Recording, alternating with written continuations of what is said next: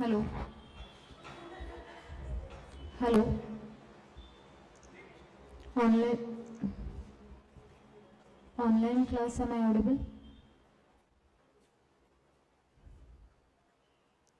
Yes madam, yes madam. Hello आवाज एको होतोय का? येतोय येतोय मॅडम आम्हाला आवाज. आमचा येतो का तुम्हाला?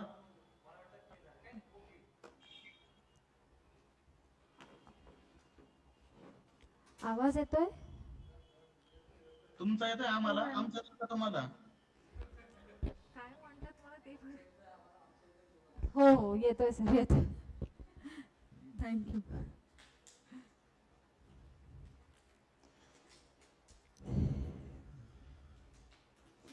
आज काय फीडबॅक सेशन होता का सरांचा? फीडबॅक सेशन दिला?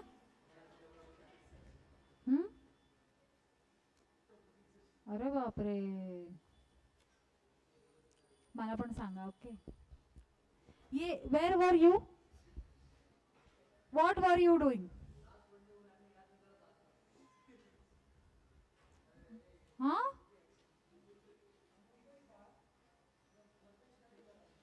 क्यों?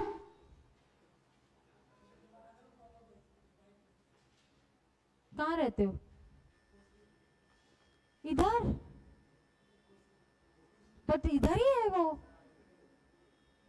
तो, मेट्रो से आने का? अरे है ना,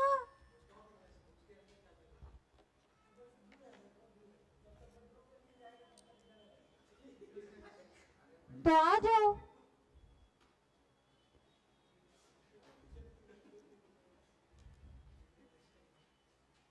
अच्छा है यार तुम्हारा ऐसे, मेरा भी मन करता है ऐसे मैं करूं. अरे सर, सर आपकी बुक, हाँ ये रही.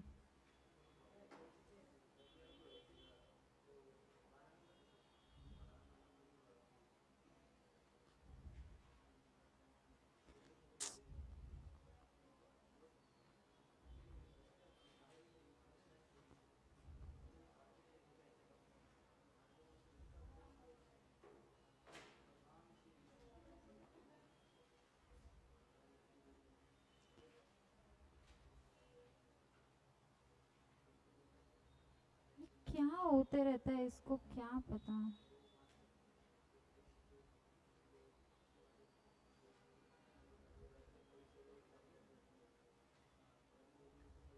अभी तो बुक दिख रहा था, कहाँ पे गया?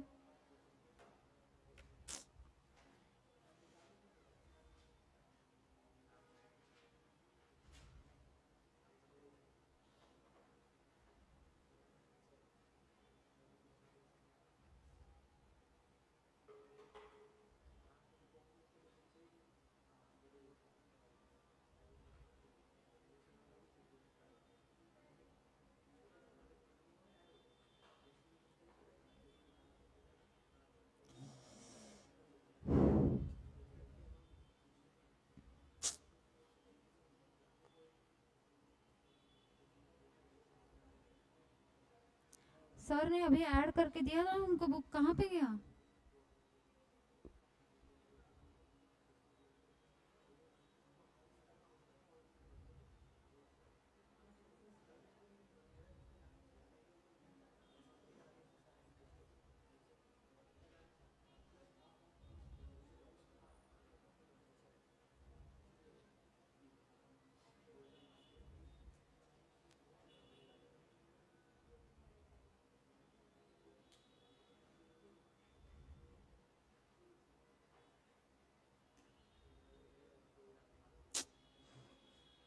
हेडेक.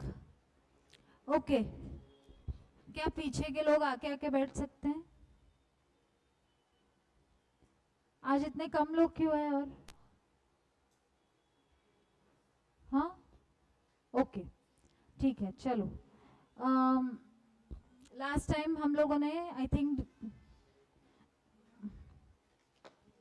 डिस्चार्ज ऑफ कॉन्ट्रैक्ट शुरू किया था, है ना? Types of discharge of contract शुरू किया था,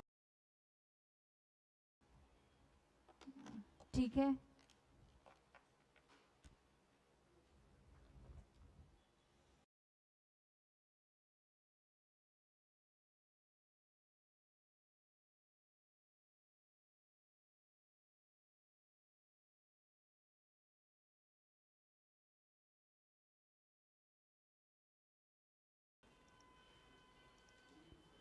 हेलो, मुझे लगा ही, ये देखो ये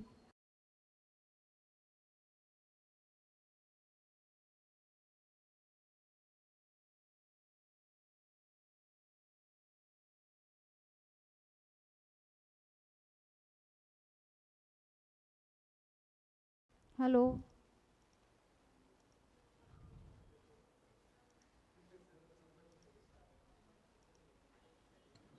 हॅलो, आवाज येतो मॅडम? हाँ, आपको आवाज आ रही है? आवाज तर येतोय येतोय आम्हाला. मॅम, येतोय पण आवाज, ते पण अडकले. काय झालं स्क्रीन आता? स्क्रीन स्क्रीन स्टक अडकली. झाली. स्क्रीन स्टार्ट झाली. Okay, wait. What do I? Okay,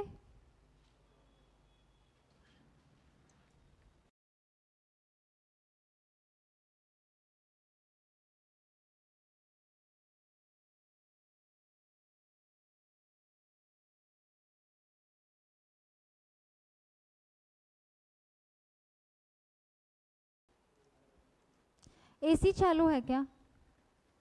AC बंद करो.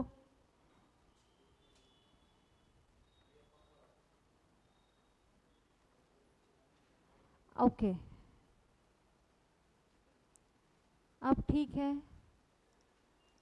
अब आईपैड नहीं दिख रहा, क्या है? हाँ, अब ठीक है. Okay, we are back. माझं आयुष्य याच्यातच जाणार आहे असं मला वाटतं, तुमचं पण. ओके, हो की नाही? Okay, so we started with types of discharge of contract. What is the first one?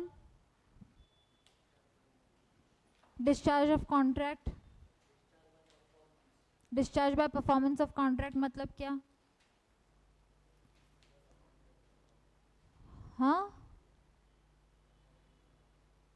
Performance करना, actual performance of contract. Okay, can you give me an example?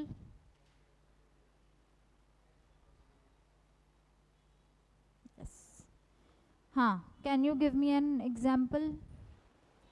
Anybody?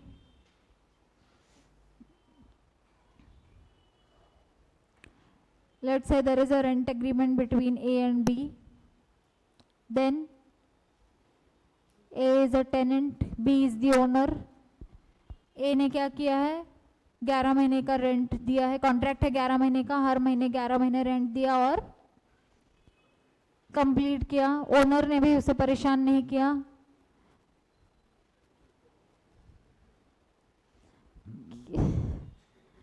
मैं क्या करूं?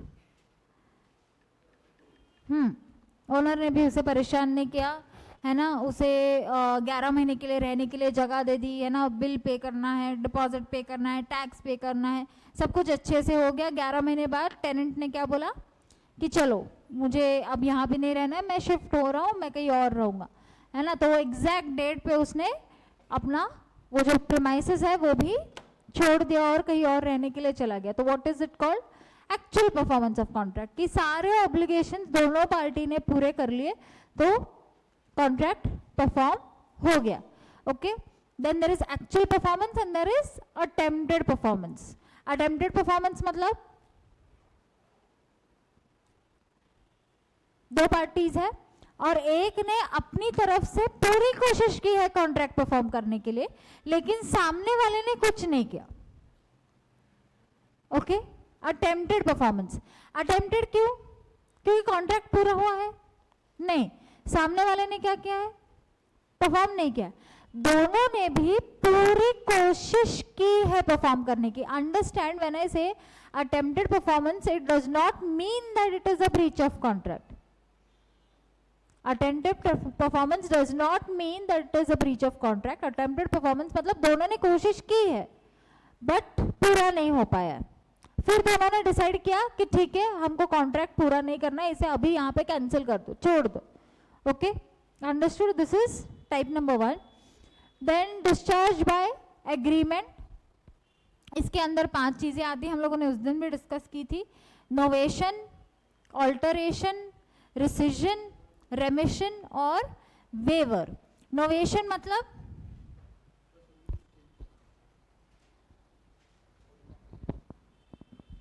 Whole contract is changed. हाँ,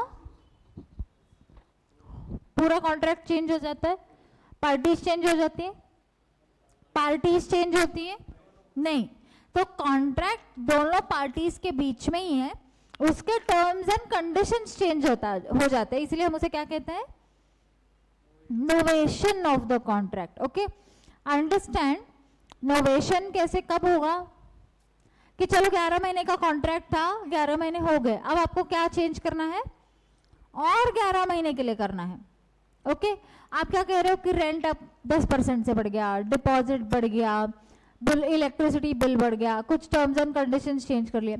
parties वही है, पहला contract खत्म हो गया, अब तुम दूसरा कर रहे हो, वही पार्टीज के बीच कर रहे हो, बट टर्म्स एंड कंडीशंस कुछ चेंज हो गई, उसे हम क्या कहेंगे, नोवेशन. नोवेशन से आपका पहला कॉन्ट्रैक्ट क्या हो गया, डिस्चार्ज हो गया और नया कॉन्ट्रैक्ट फॉर्म गया.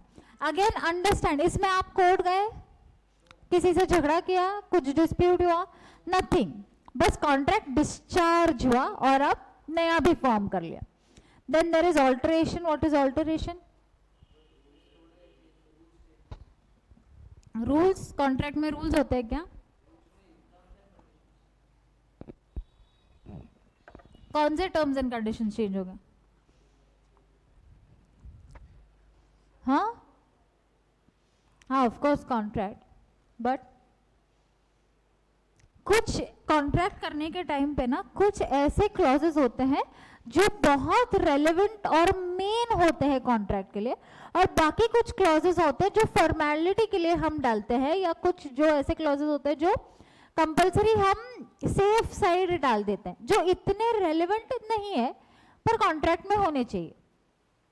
ओके, सो फॉर एग्जांपल अगर जैसे हम रेंट का एग्रीमेंट कर रहे हैं तो उसके लिए इंपॉर्टेंट क्लॉजेस क्या है कि रेंट कौन किसको देगा, कितना देगा, डिपॉजिट कितना देगा, चेक से देगा कि कैश से देगा, है ना, उसे क्या रूल्स फॉलो करना है, टैक्स कौन पे करेगा, लाइट बिल कौन पे करेगा, पानी बिल कौन पे करेगा. उसके अलावा भी कुछ होते हैं क्या, कुछ टर्म्स एंड कंडीशंस होते हैं क्या, क्या कि आप तोड़फोड़ नहीं करोगे, है ना, कि आप प्रॉपर्टी को खराब नहीं करोगे, आप उसे अच्छी हालत में रखोगे. ये क्या है, ये बेसिक आपको उसमें रखने ही है, ये कॉमन होते हैं, रेलेवेंट है, बट सबसे ज्यादा रेलेवेंट और इम्पोर्टेंट क्या है, वो मेन टर्म्स एंड कंडीशंस है, पैसे वाले टर्म्स एंड कंडीशंस है ना. तो जब हम ऑल्टरेशन कहते हैं, हमारा terms and conditions of contract जो है वो इतना मेजरली चेंज नहीं कर, जो रेलेवेंट सबसे ज्यादा रेलेवेंट टर्म्स एंड कंडीशंस है वो जब चेंज होंगे तब हम कहेंगे कि ऑल्टरेशन हुआ है. और ऑल्टरेशन हुआ है तो पहले टर्म्स एंड कंडीशंस वाला कॉन्ट्रैक्ट क्या हो गया, डिस्चार्ज हो गया और ये नया कॉन्ट्रैक्ट बना. तो अगर सपोजिंग रेंट में 15,000 बोल रही थी, अब मैं अगले टर्म के लिए 20,000 रेंट बोल रही हूँ, तो काफी रेंट एग्रीमेंट के लिए इंपॉर्टेंट सबसे क्या है, रेंट चेंज हो रहा है ना, तो ऑल्टर हो गया, है ना. Okay, then rescission. What is rescission? Cancellation. बहुत अच्छे से याद रखना है, रिसिजन मतलब कैंसलेशन. बच्चे रिसिजन और रेमिशन में कंफ्यूज होते हैं. रिसिजन मतलब कैंसलेशन. ओके, तो जैसे फॉर एग्जांपल अगर हमारे यहाँ पे रेंट पे एक आंटी रहती थी, ठीक है, उनका क्या हो गया, वो लिटरली आए, उन्होंने घर बुक किया, रेंट पे लिया, और पति पत्नी थे, और 1 महीने के अंदर उनको पता चला कि पति को ट्रांसफर हो गया, पति का ट्रांसफर हो गया कहीं और शहर में, गुजरात में कहीं हुआ. तो फिर क्या हुआ, क्या करना पड़ा? बीवी ने क्या बोला? मैं नहीं रह सकती, मैं जाऊंगी उसके साथ। तो तुमने क्या किया? कॉन्ट्रैक्ट कैंसिल कर दिया, है ना। अब कैंसिल कर दिया मतलब ब्रीच हुआ, तोड़ दिया, धोखा दिया, डिस्प्यूट हुआ? नहीं, बस अब हम इसको पूरा नहीं कर पा रहे। ओनर इसके ऊपर ऑब्जेक्शन ले सकता है क्या कि तुमने तो 11 महीने बोला था, अब ऐसे कैसे बीच में छोड़ के जा रहे हो? ये ऐसी कोई चीज है ना जो इन्होंने फोर्स ही नहीं की थी, उन्हें पता नहीं था कि ट्रांसफर आ जाएगा और जाना पड़ेगा। तो ओनर उन्हें रोक सकता है क्या? उससे उनसे पैसे ले सकता है क्या ज्यादा? नहीं, उसे क्या करना पड़ेगा, क्या बोलना पड़ेगा? कैंसिल। ओके, कैंसिल कर दिया तो वो कॉन्ट्रैक्ट क्या हो जाएगा? डिस्चार्ज हो जाएगा, कैंसिल हो जाएगा। इज इट बेटर कि आप कैंसिल करें, है ना? इज इट बेटर आप अगर ऐसी सिचुएशन में, चलो वो रहेगी, अगर आप पकड़ के रखते हो और वो चली गई, है ना, और आप कैंसिल नहीं करवाते हो अपना कॉन्ट्रैक्ट, तो क्या होगा? डिपॉजिट, और कोई नया इंसान आएगा और वो बोलेगा कि अरे ये तो ऑलरेडी किसी के नाम पे है तो मुझे नहीं चाहिए। क्यों? क्योंकि तुम्हें फंसना नहीं है। दूसरा, अगर तुमने कैंसिलेशन नहीं किया और वो 5 महीने बाद आई कि अरे ये कॉन्ट्रैक्ट अभी भी मेरे नाम पे है, 11 महीने का कॉन्ट्रैक्ट है ना, तुमने ऐसे कैसे किसी और को दे दिया? तो इसीलिए वो प्रोसेस करना, कॉन्ट्रैक्ट कैंसिल करने का प्रोसेस करना बहुत जरूरी है कि कोई बाद में वो इंसान आके क्लेम ना करे। ओके, देन रेमिशन क्या है?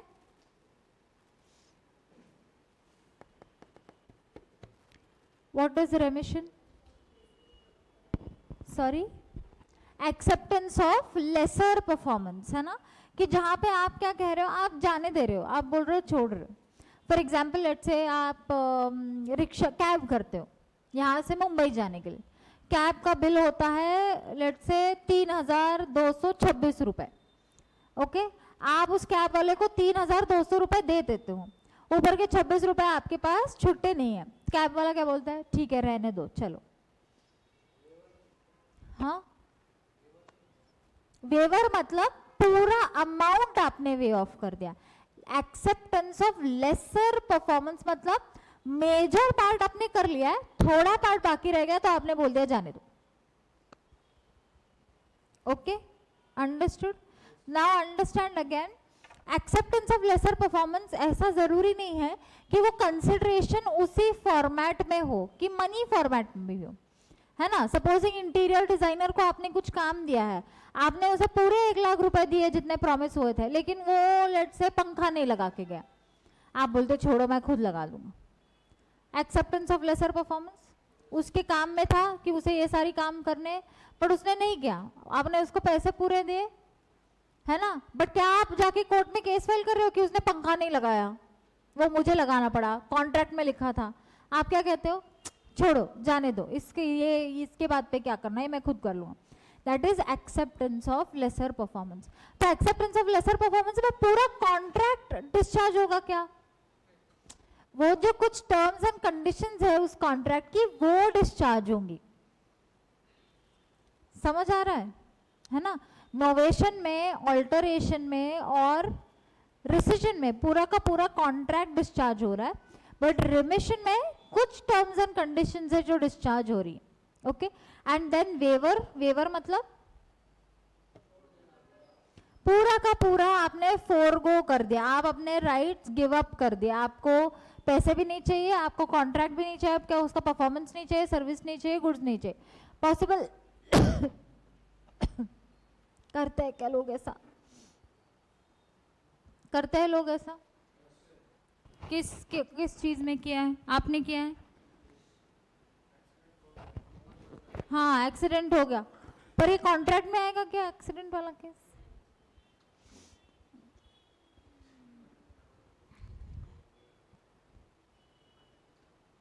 सपोजिंग आपकी दुकान है और किसी ने उधार रखी है 1500 रुपए की, आप बोलते हो ये तो 1500 रुपए देने नहीं वाला है। हाँ, आएगा? कब आएगा? महीने की 1 तारीख को पगार होगा तब तो कब आएगा? सॉरी, ट्रैवल करते हैं, हाँ।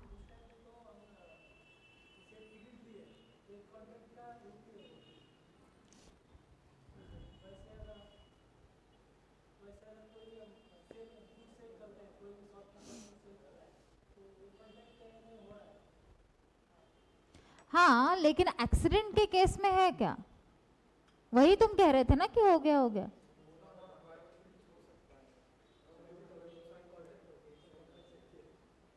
हाँ हाँ सही बात। कैसे कॉन्ट्रैक्ट है? ऑफर है, एक्सेप्टेंस है, एग्रीमेंट है, एग्रीमेंट है।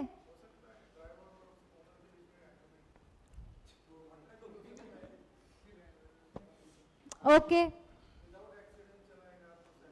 ओके तो मिलेंगे, अगर जो को भी नुकसान होगा तो तेरे इसमें से काट के लूंगा। ओके एक्सीडेंट हुआ और आपने पैसे नहीं लिए उससे कि छोड़ जाने दे, जाने दे, तो हो सकता है। ओके सो फार फेच्ड, बनाना ही है हमको, पिक्चर बनानी ही है। ओके सो एनी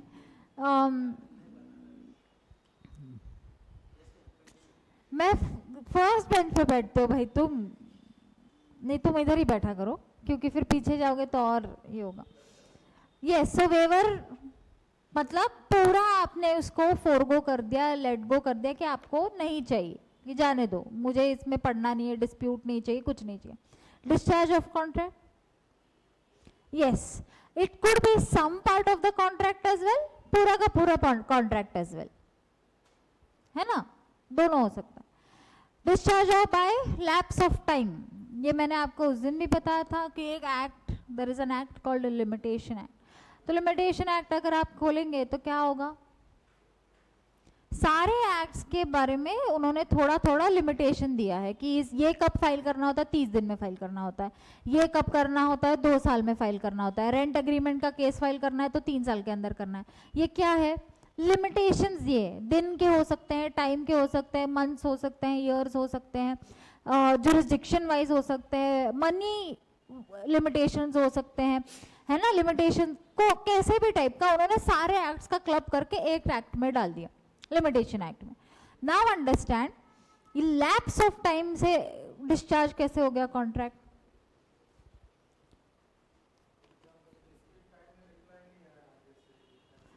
ओके है ना, मैं ऑफर कर रहा हूं 15 दिन के अंदर एक्सेप्ट करना है तो बताओ, नहीं तो कॉन्ट्रैक्ट ही नहीं है। ओके पर इसमें कुछ गड़बड़ नहीं है,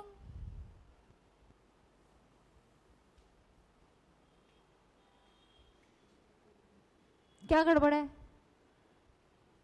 ये एग्जाम्पल में? एग्जैक्टली ये कॉन्ट्रैक्ट के पहले का प्रोसेस है, यहाँ पे तुम नहीं कह सकते कि कॉन्ट्रैक्ट हुआ है, यहाँ पे ऑफर का टाइम लिमिट खत्म हुआ है। हम क्या पढ़ रहे हैं, डिस्चार्ज ऑफ कॉन्ट्रैक्ट, तो मुझे उसका एग्जाम्पल बताओ।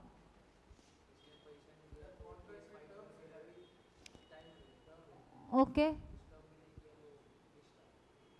ओके हाँ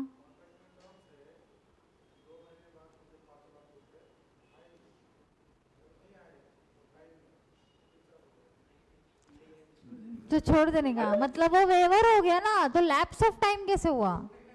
हेलो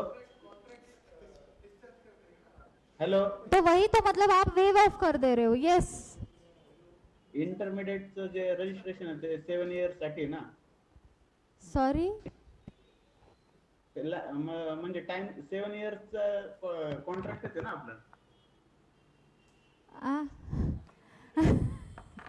क्या वो सर, सॉरी आपकी आवाज ना क्लासरूम में घूम रही है, मुझे सुना ही नहीं दे रहा है।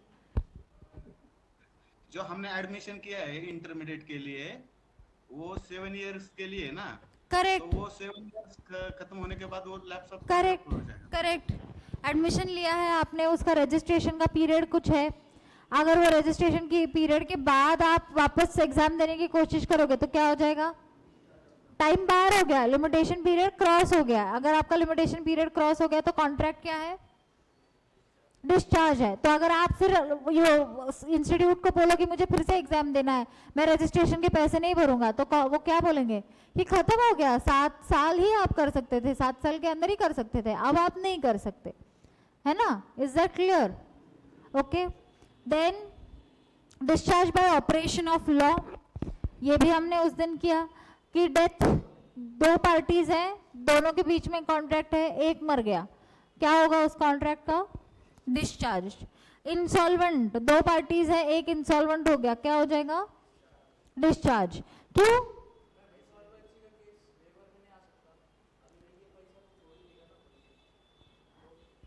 नहीं, क्योंकि वेव ऑफ आपका एग्रीमेंट है, आप खुद के मन से छोड़ रहे हैं। इंसॉल्वेंसी आपकी मजबूरी है ना? ओके। और इंसॉल्वेंसी ठीक है। अनऑथराइज्ड मटेरियल ऑल्टरेशन मतलब ये हमारे साथ हुआ था, मतलब दो पार्टीज हैं, ऊपर वाला जो ऑल्टरेशन है वो क्या है?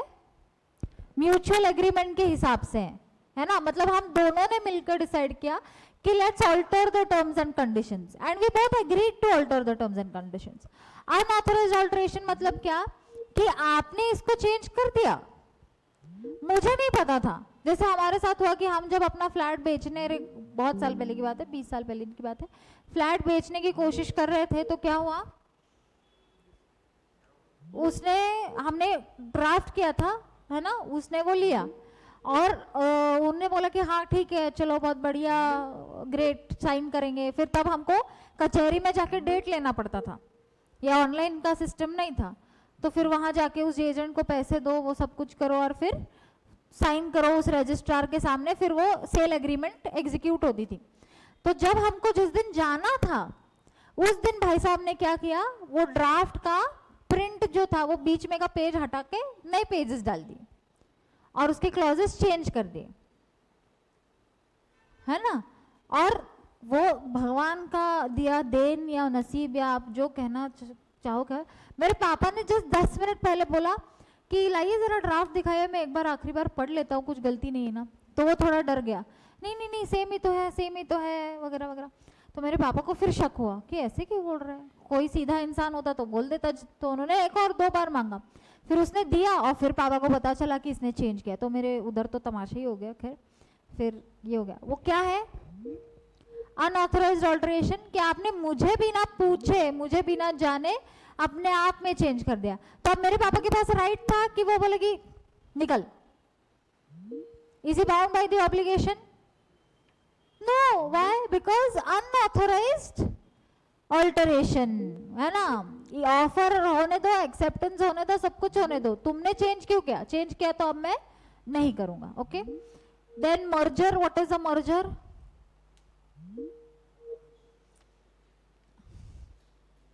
वो भी ठीक से नहीं आता तुमको? हाँ,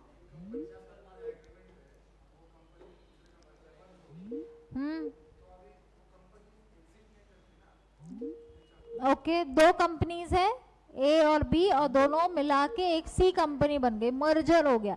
तो ए एंड बी कंपनीज के अपने अपने कुछ कॉन्ट्रैक्ट्स होंगे, वो क्या हो जाएंगे? डिस्चार्ज हो जाएंगे या फिर सी के साथ मर्ज हो जाएंगे, बट वो दोनों अपनी कंपनीज एग्जिस्ट नहीं करती ना। Okay. Then discharge by impossibility of performance. What is that?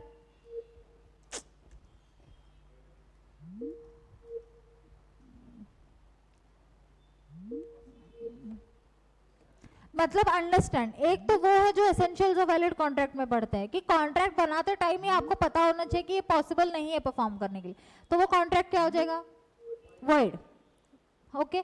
यहाँ पे क्या है कि आपने कॉन्ट्रैक्ट किया है और अब इसे परफॉर्म करना पॉसिबल नहीं है, या फिर अब ये परफॉर्म होना बहुत मुश्किल है। ओके। जैसे कि